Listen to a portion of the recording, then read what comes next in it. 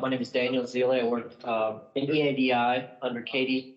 We're a newly formed team about a year and a half ago. We're really dedicated to the process automation side of process improvement. We've used the Power Platform for other use cases that don't really fit into the automation world. You guys might know Caleb Tarleton. He's under another division in EADI. His name was on the agenda to help us lead this. He just welcomed his first child, so he will not be here. I think he had that. He's online. I hope he's not online. So we kind of asked Microsoft to come in and help lead this. Really, this is really just designed to inform you what the Power Platform is, what you can do with Power Apps and Power Automate today, what you might need licensing for to do something more heavy. We'll give some use cases of things we've done. Microsoft has some that other institutes have done as well. Give some learning resources. It's really meant to be interactive. So feel free to stop us, ask questions. You can follow along with Power Apps. It's not going to be a hands-on workshop. Feel free to click around if you'd like as we go through it, but more just to give you an overview. At the end, we'll kind of gauge interest in possibly a more day-long full hands-on workshop, which we can organize. If we have enough interest in that, that's something we can do later on. I think 2 hours is a little short to do a full Power Platform, build your own app with an introduction. So we can gauge that towards the end. But again, ask questions. If we aren't clear, if we skip over anything, feel free to let us go. I'll pass it over to Bree. Hi, everyone. My name is Brianna Morris. I work as a technical specialist with Microsoft. So I work nationally and have been supporting Georgia Tech, I think, for a few years now. So I've had a number of conversations with Daniel and team about how we can leverage Power Platform, Dynamics, Microsoft business applications to really help make any process that you might have a little bit more streamlined, leveraging Microsoft solutions and technology. So our agenda today is as follows: a brief round of introductions, an overview of what you currently have in terms of your license footprint, introduction to the Power Platform. So there's a lot of different areas where the team can dabble in currently based on your current license, and just giving you an overview of what you have access to, as well as then following up with some of the use cases we've seen at other higher ed institutions, and then going into some questions and follow-up information as needed. So the Georgia Tech team currently has a number of Power Apps capabilities. So there are certain areas where we have licensing baked into your M365 entitlement. And what that means is that you get free access to Power Platform. There have been a number of use cases that Daniel has brought our way that have necessitated premium Power Platform licensing. So you all have a starter pack. And that means that you can leverage and build Power Apps and Power Applications, leveraging some of the premium tools and resources that we have at our disposal in the Microsoft solution. It's a matter of maybe asking Daniel and team for these licenses to allow you to do some deeper dive build once you get there, but we'll go through where that line is drawn, as well as the threshold in terms of where you might need some of that more premium user license. See the camera. Oh, it's not on? Yeah. Yeah.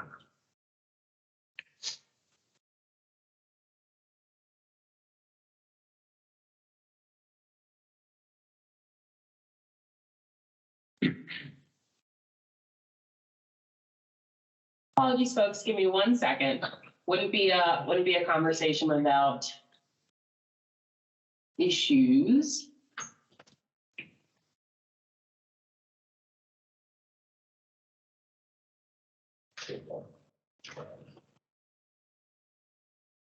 Okay, team. Hopefully you can see us now in the room as well as the presentation. If there are any issues, I won't be monitoring the chat, but hopefully someone is. So, okay, perfect.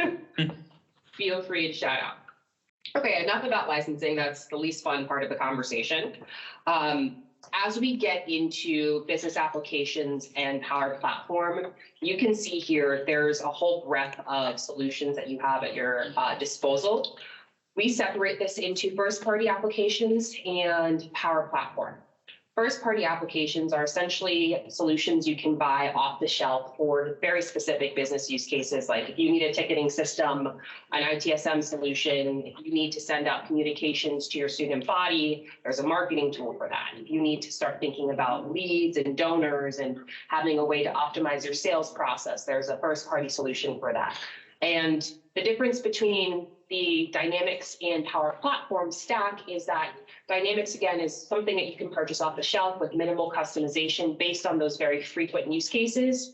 Power Platform is really powerful when you start to think about other more niche use cases that you can apply it to. So we're going to go through all of the components here to give you all a little bit of an understanding of the different pieces of the puzzle, because they're a lot, and how you can leverage them for your particular business needs or those use cases that we will discuss. So just to kind of introduce the concept of a low-code, no-code platform, I think everyone has experienced budgeting constraints, resource constraints, time constraints, and there isn't always necessarily a developer or a person that can build an app for you that's at your disposal or even has the capacity to do so, because we all have all these different responsibilities that are pulling us in a number of different directions. And with that being said, the low-code platform is really intended to give more opportunity for citizen developers, system admins, anyone who has the mindset that they might want to build out an application using some of these low-code tools. Now you have a means to do so. So we're seeing, again, a lot more of responsibilities being shared across organizations that you can now leverage some of your business analysts as well as your pro developers to create kind of a cycle of innovation and control with your app building process, no longer heavily relying just on your IT group or your developer team. So with that being said, there are a lot of different conversations going around about ChatGPT, AI, low code, how are we envisioning the future. And you'll see in our conversation today that there have been different pieces of AI, ChatGPT infused into the Power Platform to give those citizen developers kind of that leg up in their app building process to expedite. Maybe they have a workflow they want to build. Now you can type it in using natural language as opposed to, formally dragging and dropping and doing whatever interactions you would have done previously. Now you can start to leverage natural language recognition to perform some of those functions. So that has been embedded throughout some of the components of the Power Platform. We'll call out how you can see or how you can leverage that and where you might see yourself using that in the future. So in its essence, the Power Platform is a means to create applications easier, automations, bots, sites, and then create those smarter and richer application experiences. And one thing that I'll note is I'm not a developer. I always tell anyone I speak to, I'm not a coder, don't know how to code, but I'm a citizen dev and I've been in this space for a number of years now. I worked in implementation at former partners and have developed, the chops to be able to build out applications. But there's always a need for both in some areas. But this is just to give you all, again, that kind of introduction into what you can do, especially because you already have the ability to do so with your licensing. So with that being said, we have these 5 pillars of the Power Platform. And some of you might have already started to delve a little bit into the space. Some of you, this might be a new introduction. This is supposed to be kind of a level 100 conversation. So if you have any questions, feel free to interrupt. I want it to be interactive, but we're about to go a little bit deeper here. So just get ready. With the Power Platform, we have a number of tools that can work together, but they also can work separately. So when you see this, you don't need to think, oh, I need to have all of this to do what I need to do. You can have a certain piece of the puzzle to execute a function. So starting with the Power Apps experience, that is actually where your application will be built and live. That could be a web app, a mobile app, that could be an app that you put in Teams. Those applications are essentially the kind of front-end experience that our users or our constituents would have if they need to submit a form, if they need to submit a case or a ticket. That is where that app would live. Power Automate is intended for workflow process automation. So for example, a lot of people might start with approval flows. If you have something that needs to go through budgetary approvals, maybe it needs to touch a number of different hands. Instead of simply emailing that to the individuals, maybe if we can identify them, we can create a more seamless process to allow for those approvals to be automated. And that's just one very generic example. I've seen a number of people leverage Power Automate and some of the AI capabilities to take paper documents, strip out the information, and then have a digital twin or a digital copy for that, what used to be a paper document. So it can be as robust or as simple as you need it to be, depending on what process you're thinking of automating. Power Virtual Agents is something that has become very popular as of late, especially with Copilot, and we'll get into some of the nuances there. But Power Virtual Agents, you can think of your run-of-the-mill chatbot that you can now embed ChatGPT and Azure OpenAI service to do some of that crawling that you might have done beforehand for you. So if you log into your banking app and you're looking for your statements, that's not something that necessitates a phone call. You can leverage a virtual agent to do so. I know a lot of people prefer to not interact with anyone. This is really just a means of taking some of those very frequently discussed things, topics, questions that you and your team might get, and seeing if we can transcribe it into a bot experience to deflect some of those inquiries, phone calls, emails where appropriate. And Power Virtual Agents can sit on top of your website. They can sit, of course, on top of any Microsoft solution. But again, these solutions are intended to be used together, but they also can be used separately. So if you see anything here that you want to talk to in more length, I'm more than happy to. Power Pages, I think, is where Dan and his team are really getting their hands dirty. They have started to kind of build out some solutions and use cases leveraging Power Pages, or at least considering it. That is where, if we have an external or internal body of people that is, we need to create a scalable app for them to submit applications. So if we're just thinking about students, prospective students logging into a portal, submitting some information, maybe they need to submit their, financial aid requests or their transcripts from their high schools. Power Pages allows you to build an application that can scale to a more wider, broad area, all within the same realm of Power Platform. So it has the same security, using the same data model, which we'll get into, as some of the other applications that you see here on the screen. So Power Pages is typically used in conjunction with a number of these solutions here, and it lives over top of the Microsoft Dataverse, which is essentially a SQL database. And we'll talk to what the Dataverse provides too in a moment. I think a lot of people start with Power BI and data visualization. So as you're ingesting all of this information, maybe you're taking in your forms, you're taking in your transcripts and your students' grades, you want to identify trends, outliers, be a little bit more proactive with your data as opposed to reactive. You can do that with the information you're ingesting, but also with the tools here. So with Power Virtual Agents, if I want to see which topic is being most frequently discussed, there is a Power BI dashboard for me to start to visualize the trends and identify different areas where maybe my bot needs to be improved. The same for Power Automate. From a governance perspective, I can see which flows are being run the most, maybe where we're getting the most consumption, and that can allow me a deeper insight into the tools we're using and how they're being leveraged, but also the data that you are ingesting as well. So from start to finish, having that data at your disposal will be really important, both from a governance perspective, but also making sure that you're maintaining your data integrity and that you have all of the kind of the tools you need at your disposal, as well as that information at your disposal. All of these components are all layered on top of the Microsoft Dataverse, and that is our database of reference. Particularly, Power Pages has to live on Microsoft Dataverse, and it is a common data model. So if you can think of any type of table or data type that we typically see, you have a contact. That contact has a first name, last name, phone number, email. All of those types of information and pieces of the puzzle come out of the box with the Microsoft Power Platform. And when you have that use case where you need to then enhance that data model with maybe an application record that needs to be associated to a contact, or any type of related data, that is where the Dataverse starts to put those pieces of the puzzle together, and you can start to see the larger kind of brand you have and the data model you have when you start to enhance it. So there's certain things that come right out of the box, and then you're able to tailor it to your experiences or to your use case, and that's where the Dataverse really starts to become a little bit more powerful.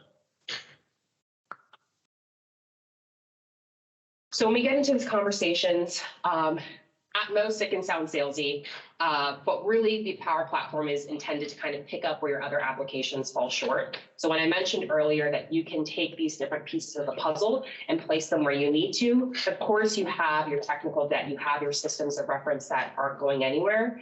The Power Platform is really meant to enhance and maybe fill in some gaps. So in the past, there hasn't always been an app for that. Maybe it took a lot of custom dev to build that application. Now you can do it using means of a low-code platform to essentially kind of tie those loose ends together.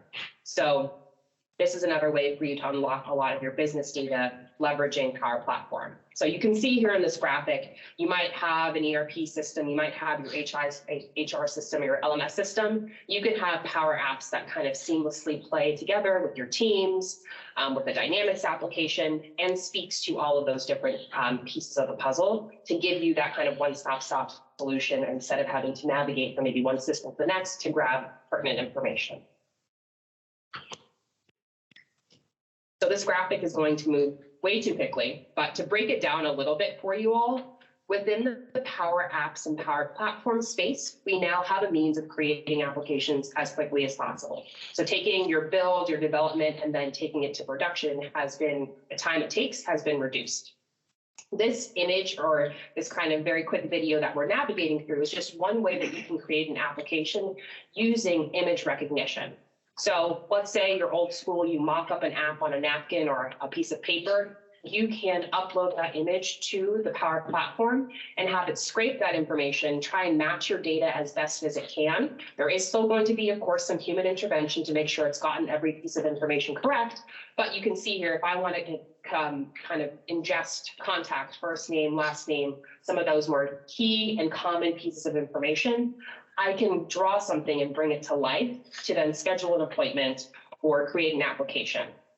So this is kind of one of the newer tools within the Power Platform that has been released. So now you have an appointment scheduler form where you can go in and see, do I need to change this to a drop down based on the type of data that I want to receive from my constituents, from my users, from my customers, whomever.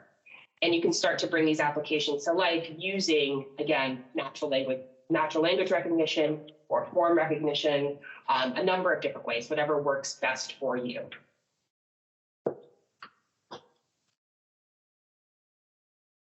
So with Power Platform and Copilot, that is kind of the shiny new toy that's been released where low-code developers or citizen developers, as well as pro-code developers, can now start to build applications, again, using that natural language recognition. So instead of, again, dragging and dropping, which is still easy for a citizen dev like myself, I can now describe it to design it. And what that means is the system will take a first stab at building out an application using the words that I describe it to. So in this scenario, I want to build the housekeeping app where I collect room number, product, etc. And it will create that table, and then it will create those columns or fields that I need to capture that information. Or it will try its best. I will say it's still in preview, so there's of course still kinks that you will see and you'll find as you're building. But what it will do is kind of minimize, again, that roadmap or that length of time that you might need to create an application by using that natural language. And that's been kind of applied throughout a number of the different solution areas within the Power Platform.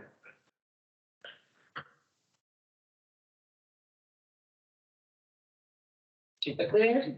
So Power Automate is usually everyone's particular area of interest because that's where you can take all of your manual tasks that you might be doing and automate them.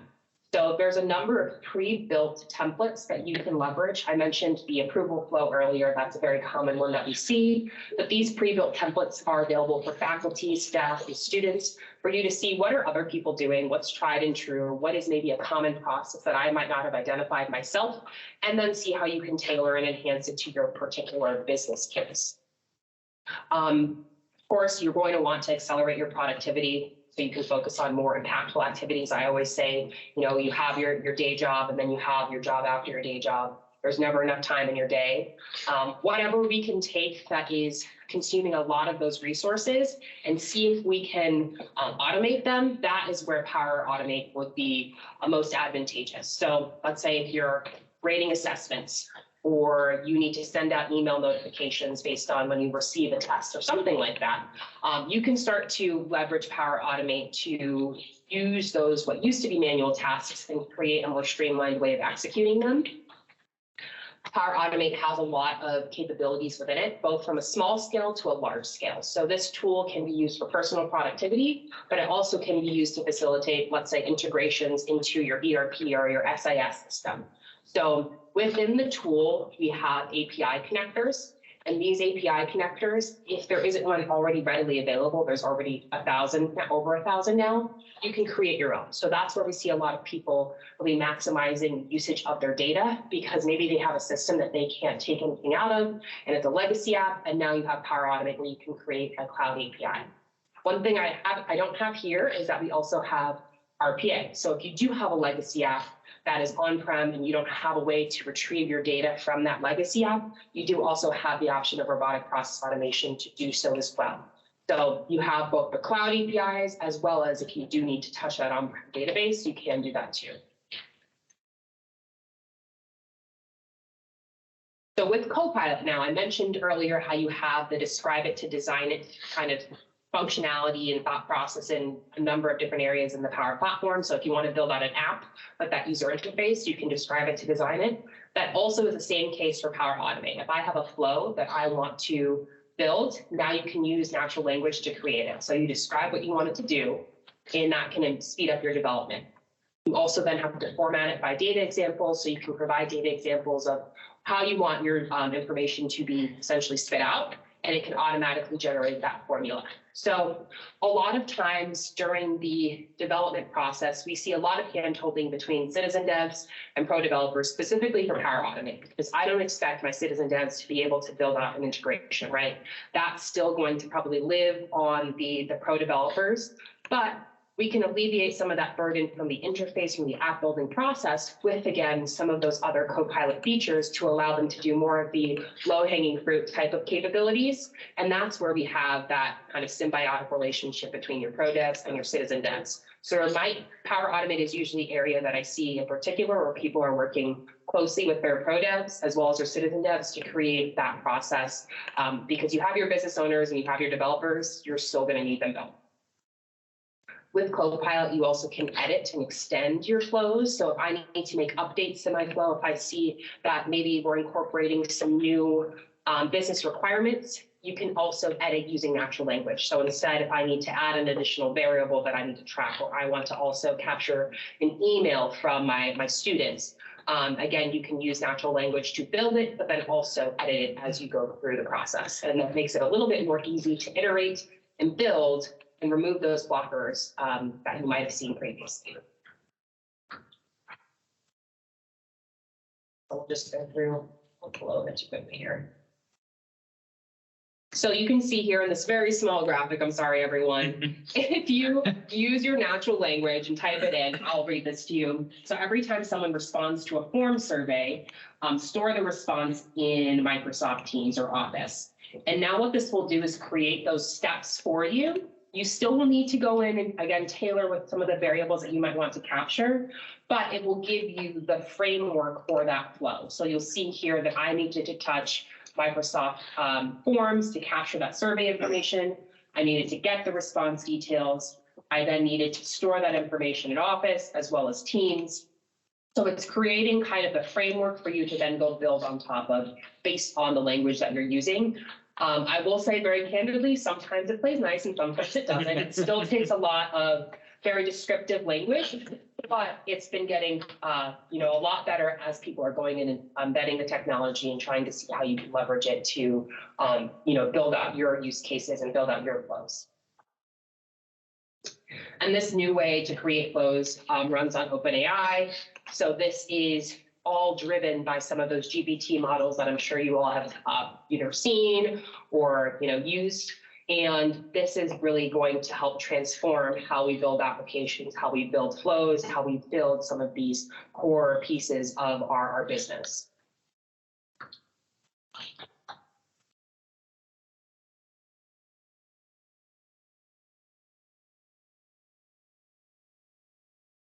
So Power Virtual Agents is usually where I stop and spend a good amount of time on, because a lot of people will start to think about different areas where they can start leveraging a Power Virtual Agent.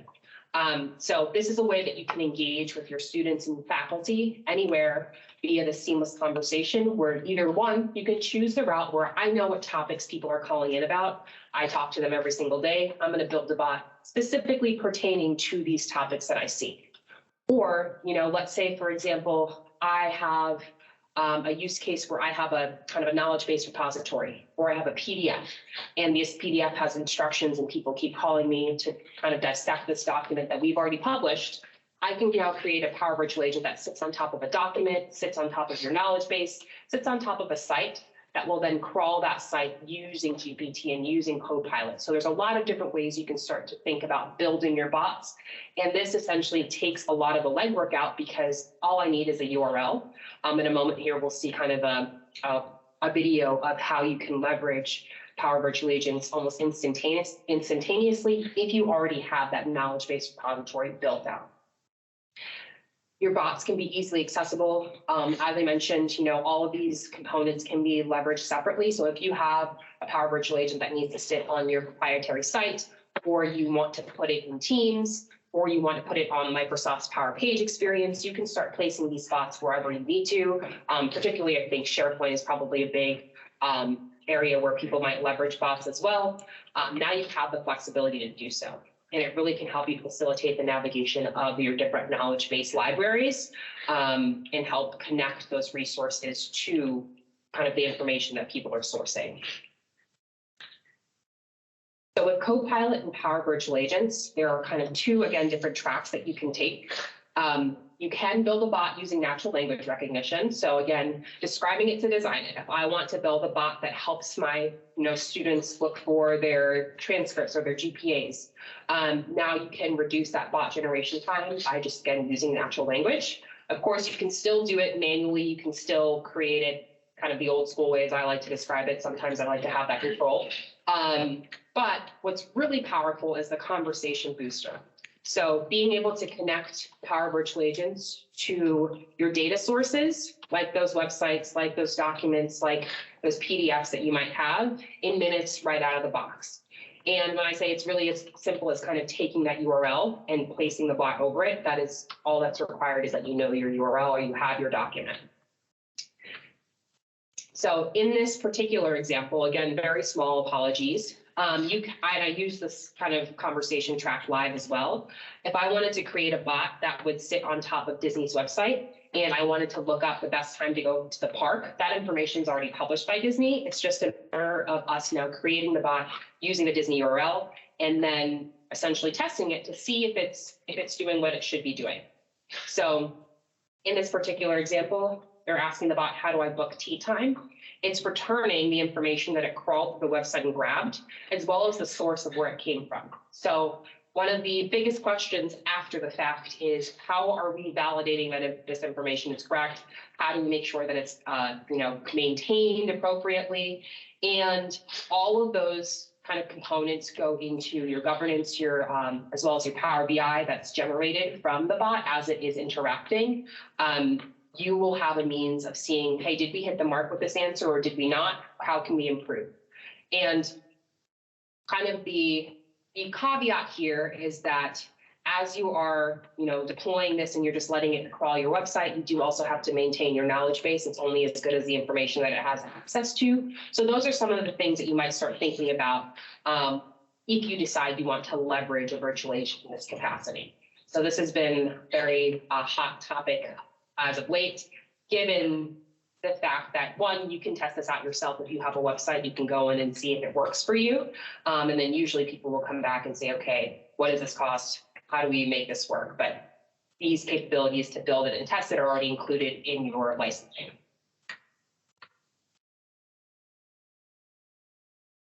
Yeah, absolutely. Just that being able to consume a PDF or something like that is definitely a big question we're getting right now. What level of accuracy are y'all seeing on that? That's a fantastic question. And for those of you in the Teams chat, we just had someone ask, what is a level of accuracy that we see when the bots are being kind of placed on top of a document and just crawling through that document? So to answer your question, I have seen kind of a hit or miss. So I, again, have to be very direct with my language, sometimes in a way that I don't think, a student or a parent would be. And it's usually because I know the content and I'm doing it for demonstration purposes. Now, the bot can be trained to allow for variances as well. So it's more of an iterative learning process. If I, perfectly entered all the information I wanted to capture, it usually returns the result almost immediately. If there is any kind of area or room for error in what I've asked it, it'll have a little bit of trouble. You might see it taking a little bit longer to retrieve the information, or it might say, hey, take a look at this section. We didn't get the direct results, but this is where you can navigate to maybe see if you can grab that information yourself.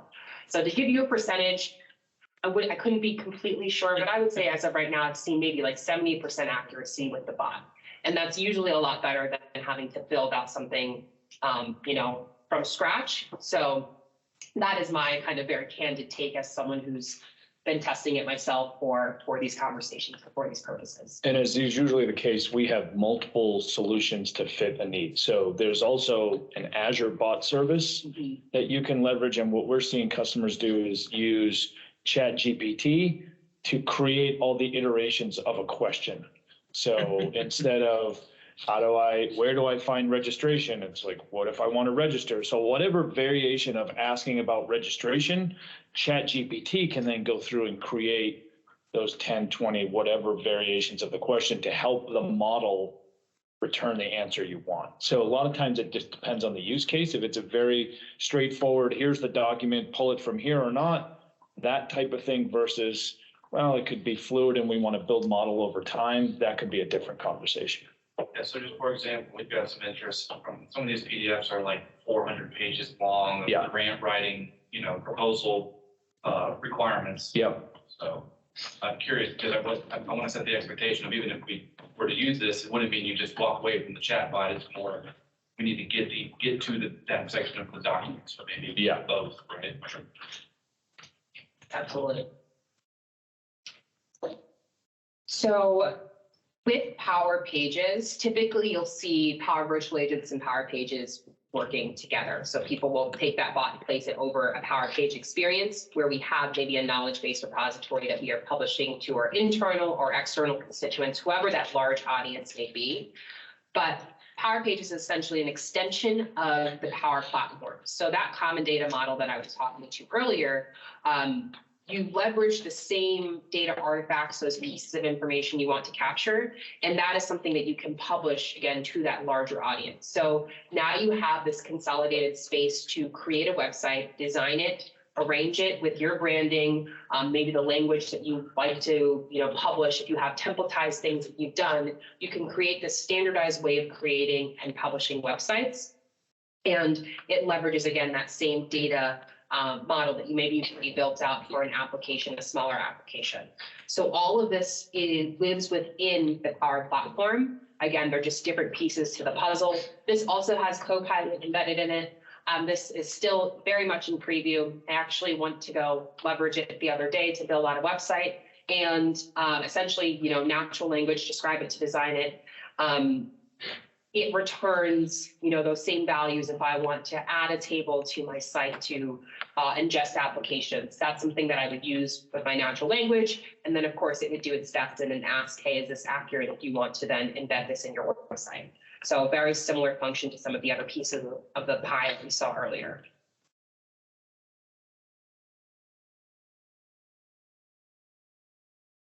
Finally, with Power BI, this really brings together all of the different components. I mentioned earlier that with the tools, you'll also want to monitor your tools, their usage, their efficacy, how they're being used, if they're, even if you're seeing your return on investment from the tools. But also, as you are taking in that data, you'll want to build your KPIs, your metrics, whatever you're tracking, maybe in a spreadsheet, or you're just kind of having conversations about it weekly with your team or your meeting. That could be Power BI dashboard, where now you have a point of reference using this live data that's coming from the Power Platform. So you can transform your complex data pretty easily with one-click dashboards. If you need a pie chart, if you need to be able to see a list view, you have the ability to really model this based on what is most important. And very common, I see dashboards for different teams. So if you have your manager level dashboard, or maybe you have a student dashboard for them to go see assessments or whatnot, you can start to tailor these experiences based on, your customer, your constituents, whoever is going to be accessing this information. So I've thrown the word Dataverse around very loosely today. And what the Dataverse is essentially a SQL database that allows you to really easily structure a variety of data. And it leverages business logic to support your applications. So what I mean by that is in the past, you leveraged Microsoft products. We would use Microsoft CRM, which is a premium kind of solution to build out all of our applications, even if it didn't have anything to do with CRM. So essentially, we would just not use the IP and use the ability to build out these applications. And Microsoft saw that people were leveraging it, paying that premium to just use an application that was very configurable. So essentially, they stripped out all of the IP and essentially gave you this blank slate to start from. And I say blank slate loosely because, of course, there are things that come included. But now you have the ability to really transform your complex data models and allow for more process orchestration. So if you all have dabbled in SharePoint, if you've built anything on a SharePoint list, maybe you start to see that you might reach a limit as you start to store more records in SharePoint. Dataverse allows you to start to take some of maybe the applications you've built on SharePoint and provide a more robust and complex data model that surrounds that to support some of those interconnected applications as well as the interconnected data. So in the past, you might have needed a database analyst to help you start to build out a database. This is the area where I do see a lot of citizen devs building out their data model because they are so close to their process. So they know the forms that they need, they know the fields that they need, they know that if I check this box, then this needs to happen. These are the types of activities that you can start to now essentially assign to some of your citizen devs to execute, because we do use a low-code platform with that interconnected business logic to do so, where you don't need a pro-code developer to, create JavaScript to show hide a field or something like that. Now that can be done with an if-then statement that anyone, could be able to do if they decide that they want to. And this is really just a means of rapidly moving complex applications to the cloud. As I mentioned, it's built on top of Azure. It's highly extensible to your ProDev tools for logic and integration. So if you have your plugins, your SSIS jobs, this is for the kind of developer crew. If you need to leverage, Azure in any way, you still can integrate with all of those ProDev tools. If you have a very kind of strict application development lifecycle for promoting code and then publishing it, you're still able to use all of those tool sets. So this is really optimized for high volume transactional solutions and focused on relational data models.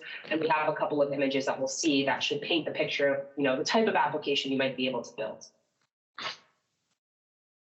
So I mentioned earlier this concept of business logic, and I just wanted to give an example of some of the areas where business logic can be used.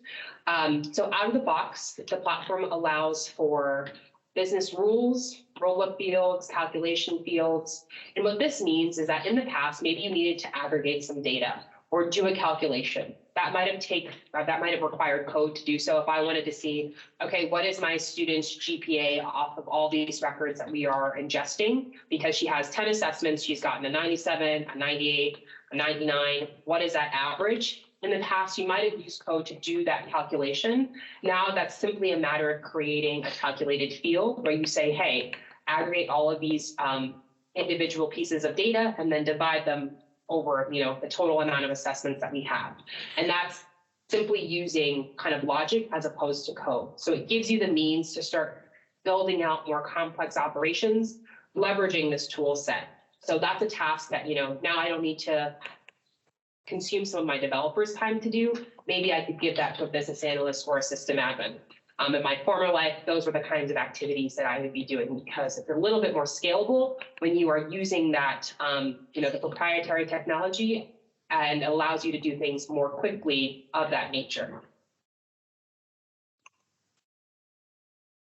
So before I move on to some of the use cases that we've seen, I just want to open it up for some questions. I know that's some dense material. I'm more than happy to kind of go back and speak to some of the components, but I wanted to kind of get a read on the room and see if there's a particular area of interest, maybe something that you can see that you could be applied to your business. Any questions? Yeah, hey, I'm part of the continuous improvement group in the administrative services. So people who work to me are the business analysts, business intelligence developers, those citizen developers that you're talking about.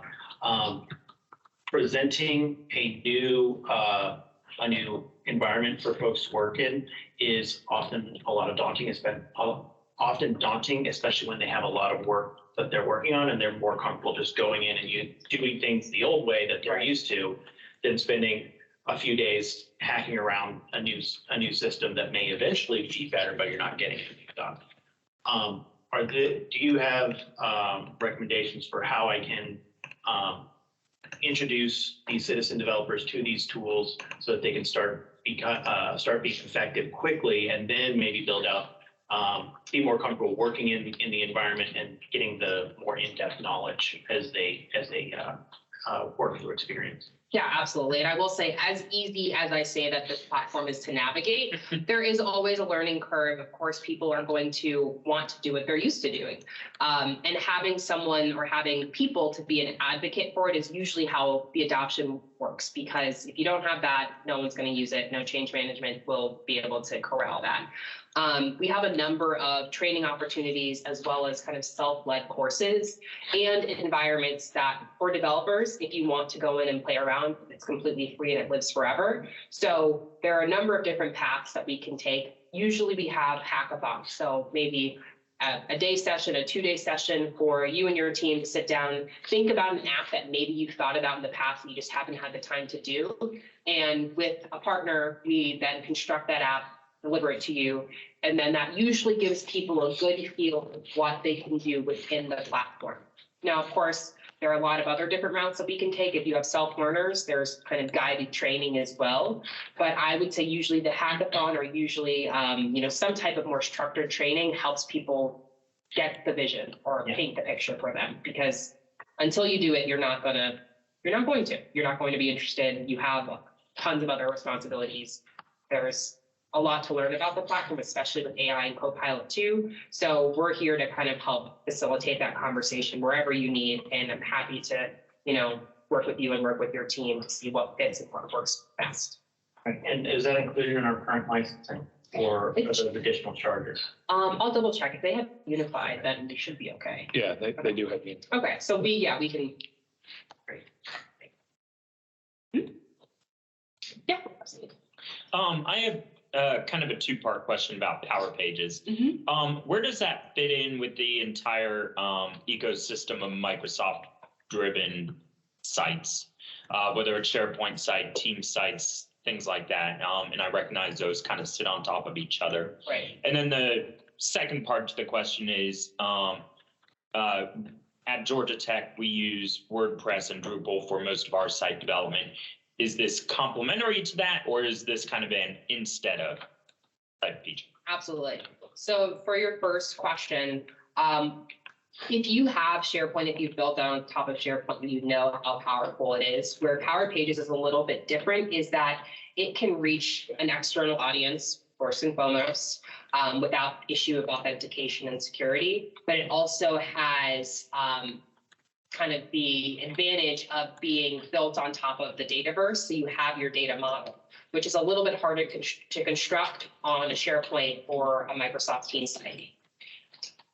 In addition to that, if you're thinking about entirely different user interface experiences for your constituents, if I have a student versus a parent, or even taking it back to a student, if I have a prospective student versus an enrolled student, I would imagine that an enrolled student could see a number of different tabs, maybe, where they can go through and look at, their courses, their advisor meetings, et cetera, that prospective student might not see because they are not enrolled, they're not signed in, something of that nature. You can control the user interface a lot with security roles, with a number of kind of different pieces of the Power Pages experience to really enhance and tailor that experience to your constituent, whether that is external or internal or otherwise. So there's a lot of different, there's a place for both. I will say that, right? Like Power Pages is not meant to essentially replace SharePoint. Of course, everyone can use SharePoint for their particular needs, but if you see that you're reaching those limitations and you need to extend that experience, that's where Power Pages comes in.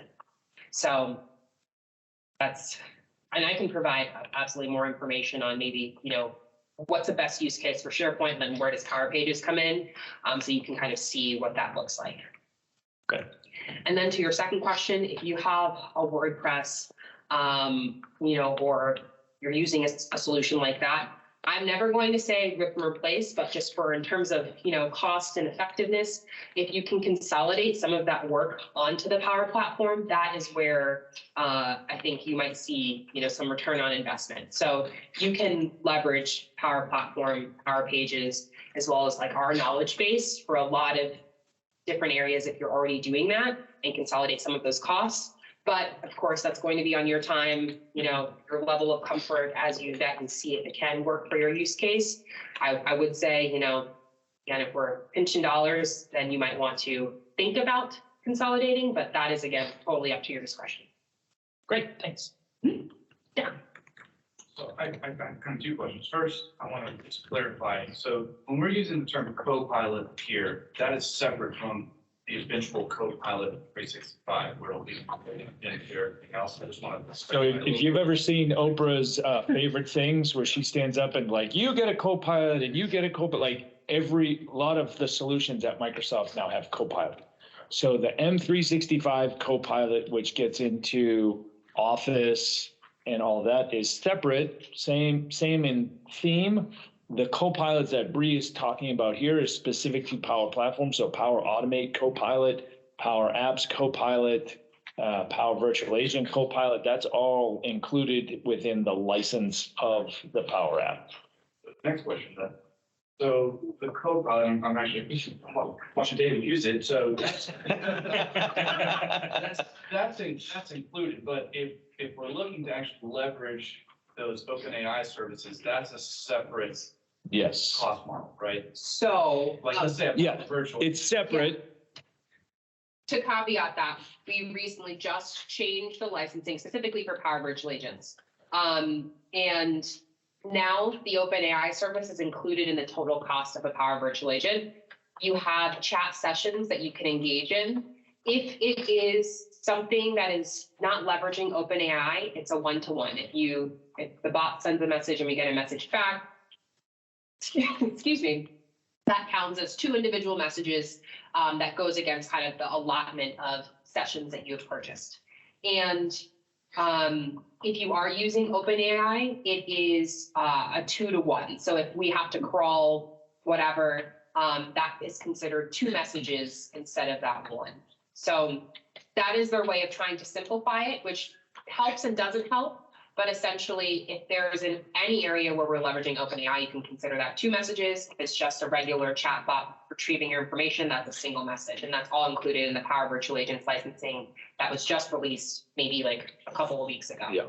So that's the most recent change. That would make sense. I had a conversation with Brett a few more weeks before that. Yeah. Yeah. And if we wait 3 to 6 months, it's going to change again. So we understand that licensing can be a challenge. So happy to have whatever conversation about a use case that you're looking at is what's the right fit and mix of tools. And just to let you know, to build your bot, if you decided you wanted to build a Power Virtual Agent, doesn't require any access licensing. Once you move it to production, then it's being consumed and we're hitting those kind of chat messages, conversations. That's where you might want to consider, purchasing Power Virtual Agent licensing.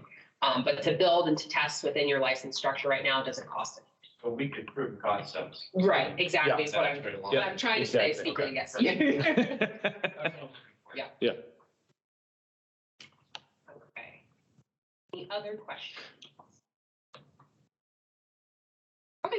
So thinking about some use cases that I personally worked on that we've seen as a business application team, there are a lot of different customers that are using different pieces of the puzzle. So we have some teams that are building out on Power Pages that have built, their entire front end facing kind of customer site or student site to do so. There are people that are just leveraging virtual agents on their own website. So again, really speaking to that you can kind of use and adapt the system as you see fit. Some of these, I will apologize, are K through 12. I work nationally with both higher ed as well as K through 12. But for example, thinking about parents, alumni, if you need to kind of manage your parent community relations, if you need to start sending marketing emails or having that interaction with your donors to say, maybe it's time for you to give back to the community. Those are different areas that you can start to leverage the Power Platform for, whether that's alumni management, grant management, media relationships management. So I would say we're only limited by our own selves. Usually if there is an app that I thought about, there's a way that I can create it or construct it on the Power Platform. The one that, I worked on most recently, we had a school that wanted to create an application where they could take information from their students to say, thank you, donor, for contributing to my scholarship, and then print that information and mail it off to those donors. They didn't have an app for that, but what they did is they created a front-end facing Power Pages experience where a student would navigate to, submit their little thank you note, a picture of themselves, and then on the back end, they had a different app experience for their administrators, their advisors, to review content. If there was any grammar or verbiage issues, they would take that, they would update it themselves, and then they would simply print that document to a PDF, stuff an envelope, send it off. And that was an application that typically they had just been using email for, that now they had more of a consolidated process where they could take all of these kind of examples that students had leveraged and then kind of use that to make this process a little bit more seamless for them as opposed to getting inundated with a bunch of different emails.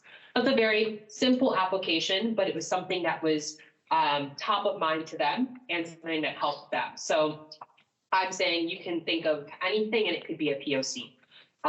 So that's kind of where our team can help provide support. If you have use cases that you thought about, how can I really realize this? That's where we can come in and help you do so, or at least align and map resources to help you do so.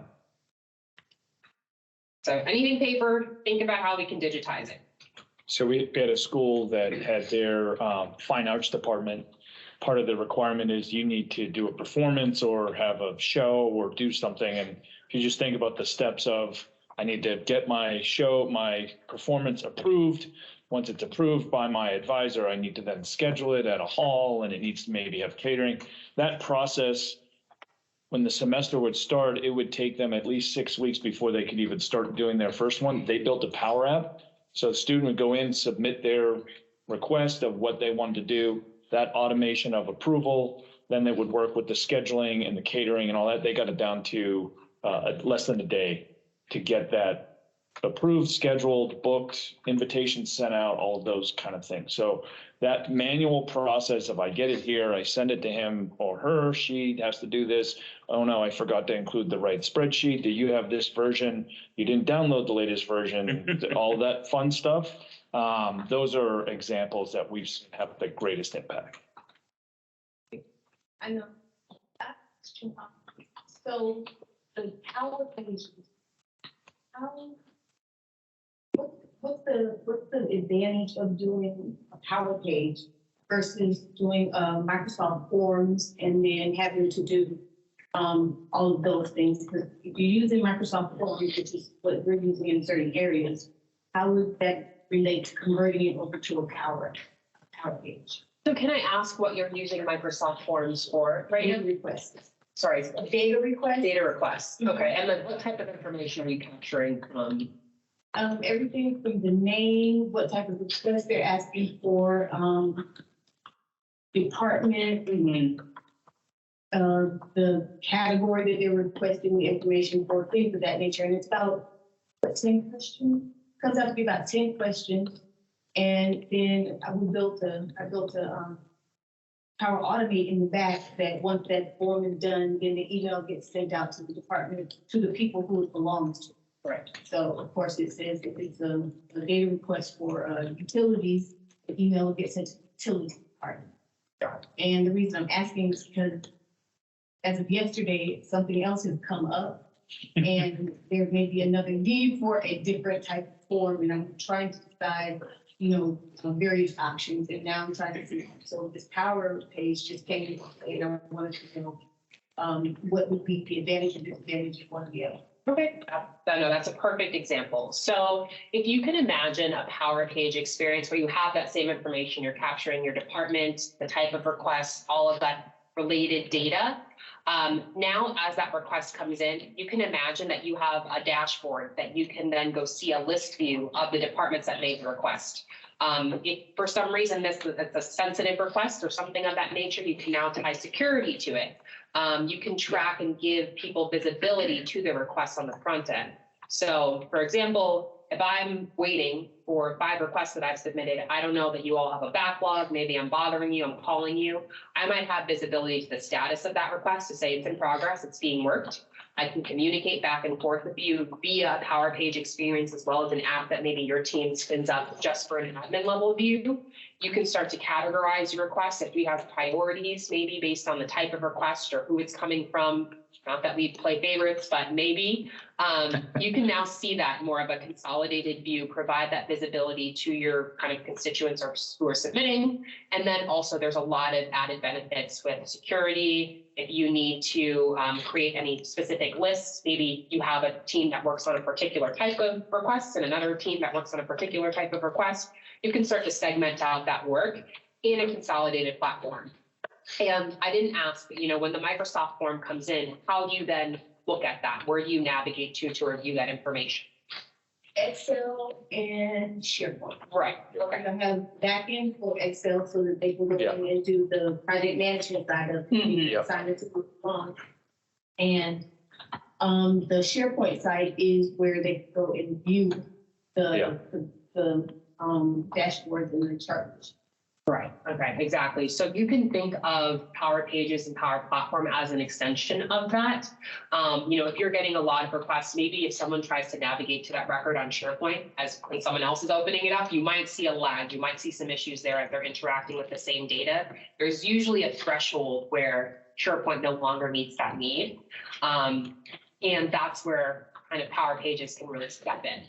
So if we're thinking about this from a project management perspective, maybe some of the heartache that the team is experiencing right now, whether it is with their, again, capacity or how they have to navigate to a number of different areas, those are all questions that we kind of talk to and speak to as we're going through our discovery process with customers to see, is this a fit for you? And could this make your life a little bit easier with some of those kind of things that I mentioned, giving people that visibility, being able to sort and filter your lists, maybe having different views, different dashboards, all within that kind of consolidated area. So Greg might hate me for this, but the one thing that I will call out is, if you're thinking about navigating to Power Pages, with a SharePoint, that is all included in your current entitlement. With Power Pages, there is a consumption kind of consideration that we need to take into account. If you have a lot of people navigating to a site, that is where Power Pages comes in, because it cents on the dollar to kind of visit that site. And it allows you both to do processes internally as well as externally. So if there's anything where you have to communicate with an external body, that is where SharePoint might miss the mark, and that Power Pages can really help elevate that conversation too. So. And in addition to that, is it integratable? Like, Yes. Talk to other software and information? So think of it more as well as the structured data element. So because of the Power Pages, you can then leverage your Active Directory. So if Craig is creating a ticket, instead of having to enter Craig and I fat finger it and I don't have it's reg or whatever, I can have it pull from Active Directory. Here's my credentials, here's my department, here's all the information that I want to pre-populate based on who I am because I've logged in. Right, you're not starting from scratch. Correct. Correct.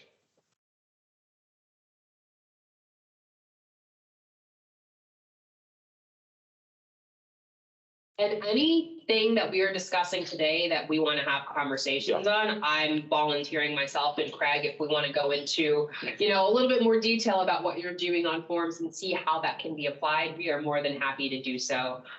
Just because I know these conversations are brief and a lot of people get a lot of ideas. So Bree mentioned connector. So when we talk about, there's no connector license. So if you get a Power Page or Power App premium license, that gets you access to the over 1,000 connectors that are available. So it's not like I have to buy a Power App license and then a connector license. By getting that Power App premium license, I get access to all those connectors. And like to kind of put that into perspective, say we need to capture the employee ID for the person that's submitting that ticket or result. That might be our ticket or inquiry. That might be something we store in another system, but we want to have it in our app that we're building just so that we know, maybe they're a verified employee. That information could live elsewhere, but we can pull it wherever we need to into that application or into that Power Page to display. So there are a lot of different areas where you might want to take information that you host in another system just so you can have it. If someone's calling in and you need to verify their employee ID or something like that, that's an area where you could have an integration to pull that piece of puzzle in so you don't have to go to X, Y, and Z place to kind of validate information.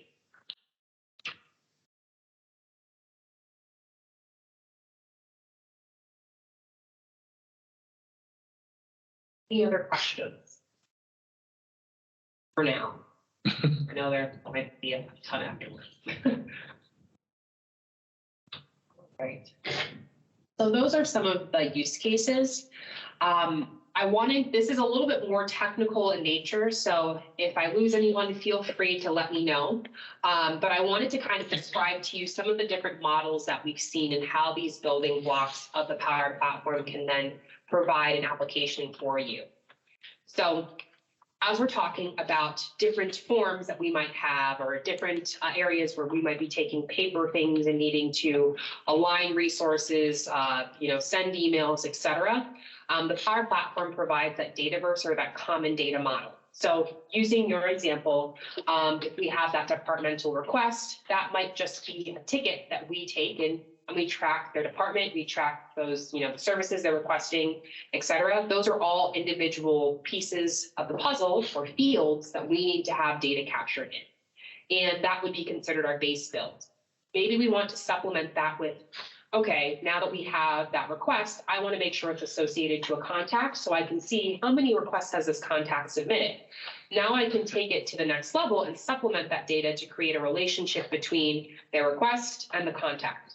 So now I have kind of built a more complex data model that allows me to see those interconnected relationships. And it's not just that individual request. That could be a contact as a student, and that's their application.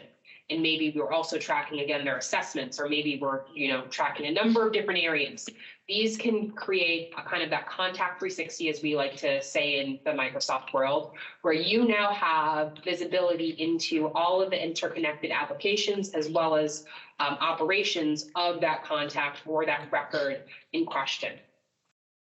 So you can create new custom tables. So tables are essentially a container of information. I always say contact is a contact is a contact.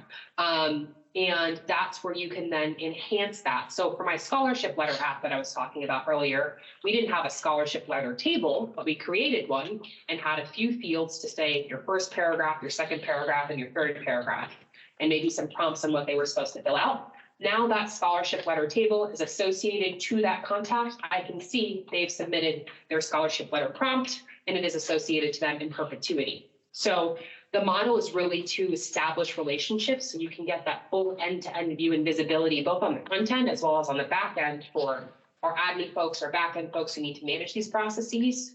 And then you need to think about how I model and deliver that experience. So within the Power Application space, we have a couple of different application types. So a Canvas app, a model-driven app, and Power Pages.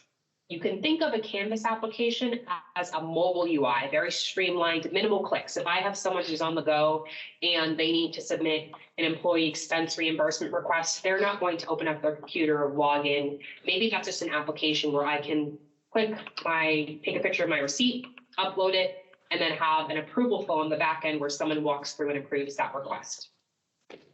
Model-driven application is really suited towards our back-end employees. And I'll show all of these pieces of the puzzle. That is where, I'm the person, I'm the boots on the ground that needs to see all of these requests coming in. I need to see how these pieces of data interact with other pieces of data.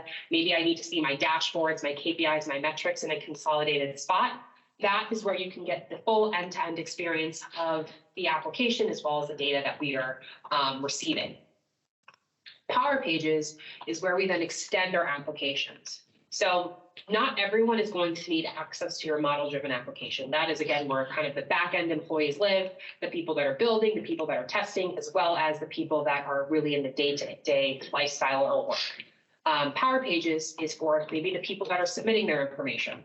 So if I have, those employees or those faculty members that need to submit information in mass, they don't necessarily need to see all the comings and goings. That can then be kind of consolidated to a Power Page or a website where you're simply thinking about the page visit. And you can still model the same experience if you wanted to make a like for like, application on a Power Page experience, not to say that it's limiting, but it's more cost efficient when thinking about consumption and who's going to be using the application in their day-to-day. So to give you some examples of what that might look like, this is just a sample Canvas application. And I used the expense entry example earlier because everyone has to submit their expenses. But maybe you need to submit a time off request or a time entry. So maybe these key employee actions or functions, this is where you can build a Canvas application that, again, has a little bit more of a streamlined or mobile UI to allow for those minimal interactions. So this is where I can see my employee or my faculty, Claire, has submitted her requests in a consolidated view. I can see her approved entries, her rejected entries. If there are any notes that she needs to add, or again, those receipts, she can do so within this application on the go. Now, as a manager, let's see if I can zoom in here a bit. So as a manager, maybe I need to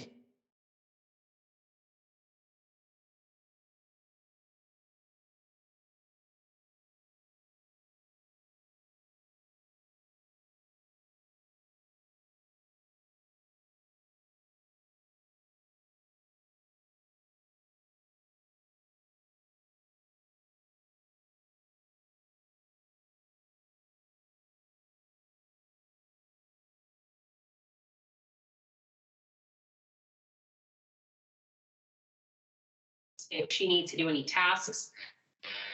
This is now my repository of information for all of those different pieces of data that we are now ingesting. And this is what that backend employee app would look like. So on the left-hand side here, you can see these are my tables, as I'm referring to it as, the containers of kind of our different pieces of information. And that's what holds our expense entries, our time off requests, time entries. So this could be anything. This could be X, Y, and Z type of information or container that I want to keep in the system. So I'm digging a little bit deeper here. So if I'm navigating through Claire's contact record, I can just simply select across the top in these tabs here to see those other pieces of data. So as Claire's submitting her expense entries, now I have a view of maybe she is submitting her expense entry for her phone that month, or a new computer, or breakfast while she's on the road. I can see all of these related records that she's created in association to Claire. And this is an area maybe I actually want to calculate how many expenses that she has submitted. So I can see if maybe she's over budget or who the squeaky wheel is. That can all feed into a dashboard that we then visualize and view. So this is just one area of where you can see related information. But you'll see that this table for my expense entry contains different fields that I want to capture than my contact table. So as opposed to having the employee name, email, some of those other attributes that we were tracking, I want to see the expense date, the expense type, if that is cellular or whatever, the amount, and then maybe notes from the faculty member. So what this allows us to do is, again, create these different containers of information, but we can also tie security to these pieces of information from the table level down to the field level. So what that means is, maybe as a manager, I have access to all of this information, but Craig is not a manager. So Craig can't see my expense entries from my employees. Or maybe I actually do want Craig to be able to see something, but he can't edit it. So he can have a read-only version of the form. And again, down to the field, if I want to obscure maybe the amount because Craig shouldn't know the amount, I can give him access to other pieces of information on the form, but then hide or lock the field to him. So you can take it from a large scale down to a small scale, depending on how you want to implement your security. This is just one app experience. You can have different applications for different user groups. So you can see here, this is called my employee app, but maybe I have a different application for my students and they have an area where they can see their scholarship requests. So you can have, again, these different user interfaces with the same database, the same contacts throughout, leveraging different application types as well as different forms. Can be very, very flexible in terms of what you needed to do and the requirements or restrictions that you might have as you're building your app. I think I never worked a computer before. So with that being said, as we're taking in this information, we talked about dashboarding KPI and metrics earlier. But one of the areas where you can start to really tie in these different pieces of data is having an embedded Power BI dashboard into your application. So what this dashboard is describing is that I'm able to take all of my employee requests based on the request type, maybe the school that it's coming from if I'm working as a departmental head, the school year, as well as the status if it's been approved, rejected, et cetera. And I can see by far classroom supplies are the most requested item. Maybe foods for events are very costly. I can start drilling a little bit deeper into my analytics. And this allows me to see trends maybe year over year. If I'm trying to kind of map my budget for next year, I can, start to take some more educated guesses on where I'm coming from and what I need to do based on the information that I have. And this is just a very simple kind of scenario. In a former life, we leveraged the Power Platform to distribute funds for emergency rental assistance during COVID. And we needed to see how people were allocating their funds and how they were consuming their funds from the bucket of funding that we received from the state. So we had a dashboard that would deduct and show us how much money we had remaining to say, okay, should we do another round of communication to get people to apply for this funding? Because once it goes, it's gone. So we were using dashboards in another way, but you can still kind of analyze those trends and keep that information. If you need to report it out, you have the ability to do so as well. So there are a lot of different areas where you can start to use those KPIs and metrics you have in your head to really help advance your process. Okay, so that went a little more quickly than I was anticipating. With that being said, we do have a number of resources that we can provide to the team. And again, we're more than happy to have any type of conversation you might want to have to kind of see where you might be able to adopt the Power Platform. But I thank you all for your time today, and I'd love to open it up for some questions. Open up for some questions, and I'll also talk about some pre-built apps that you can leverage today with your premium licensing for free. That's another. Yeah, go ahead. We have another question. It's related to the Power BI. And again, going back to that Microsoft Forms thing, the connectivity between the two, one of the issues we're having is not being able to actually pull the information from that Microsoft Forms back-end Excel spreadsheet into a Power BI so that it can be viewed in SharePoint or something like that. So what would cause a Power BI app not to be able to make that type of connection so that we can use it? Since Microsoft Forms, that back end something special because it's attached, the Excel spreadsheet is attached to the form? So that's a great question. And unfortunately, I'm not a Power BI expert. We do have a team that's allocated entirely to Power BI.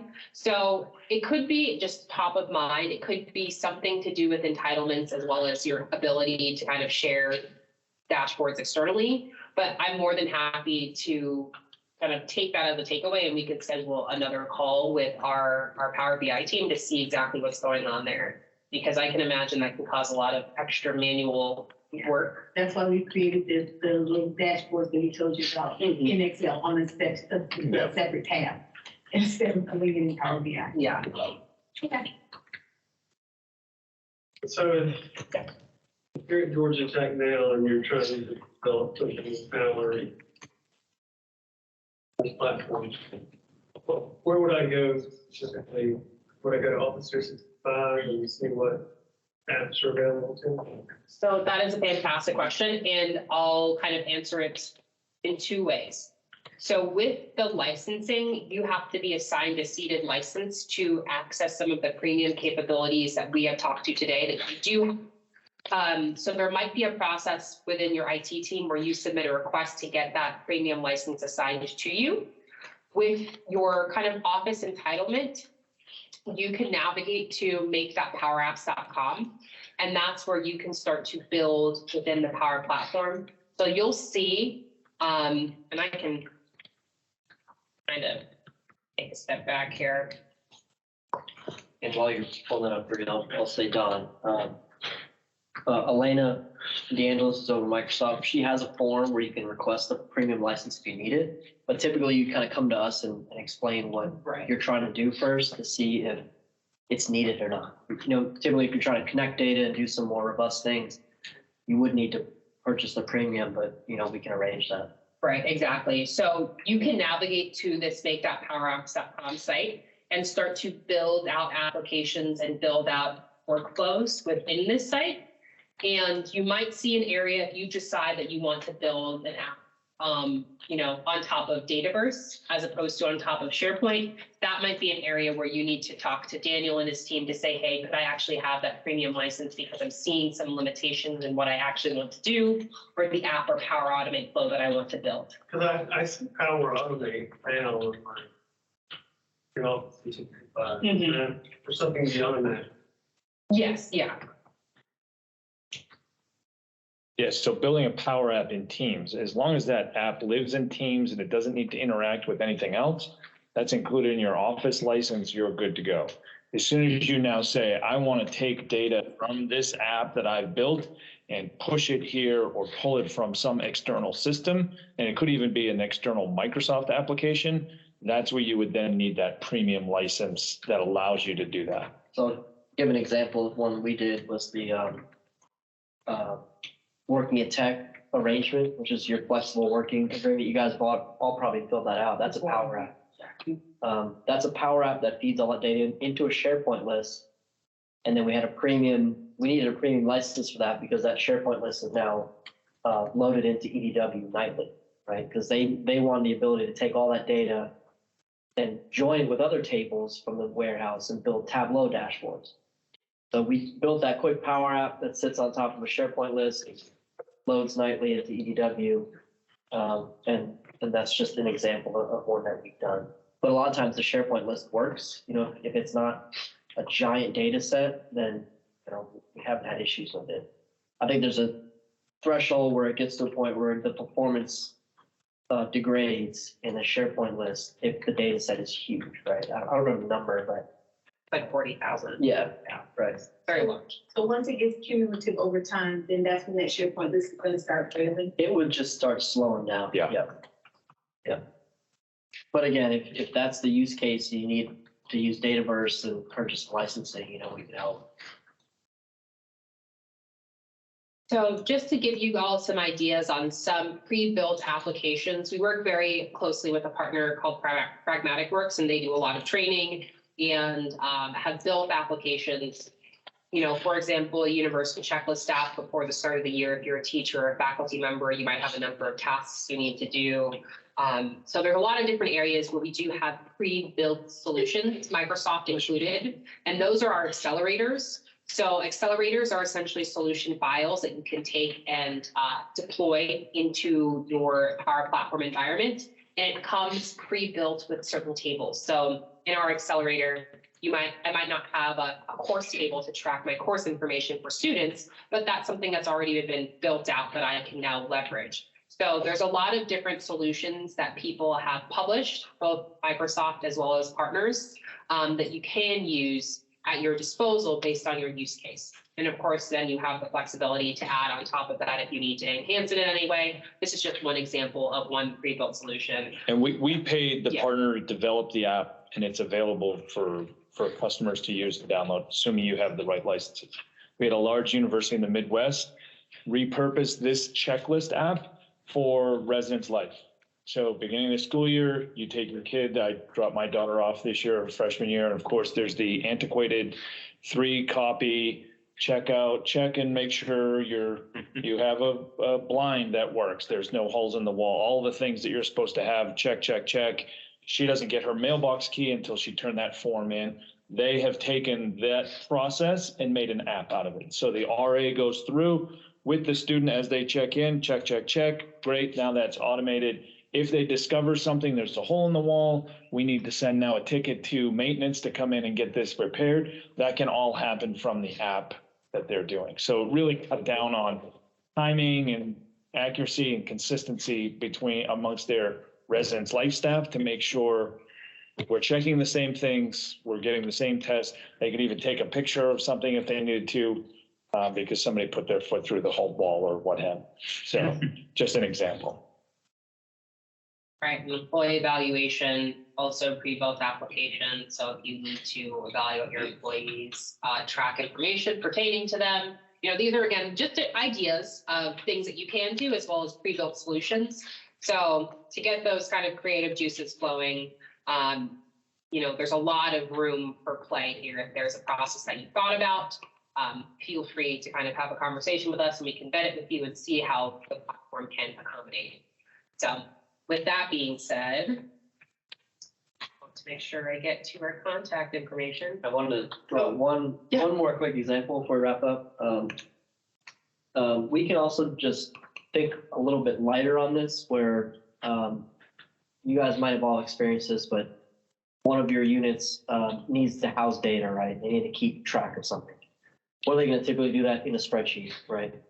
And a lot of times that spreadsheet will start growing and there'll be restrictions around that and people in and out updating things, right? We've done something as light as we've seen that. We've just migrated them over to a SharePoint list. And they didn't really need an app in front of it, right? They just needed the security, but who can edit what, and we just did that. Simply moved into a SharePoint list, and then they wanted to report on that data. So again, we just loaded into EDW. We had a nightly load. So now they can join it with others in Tableau with other types of data and use Andre's team.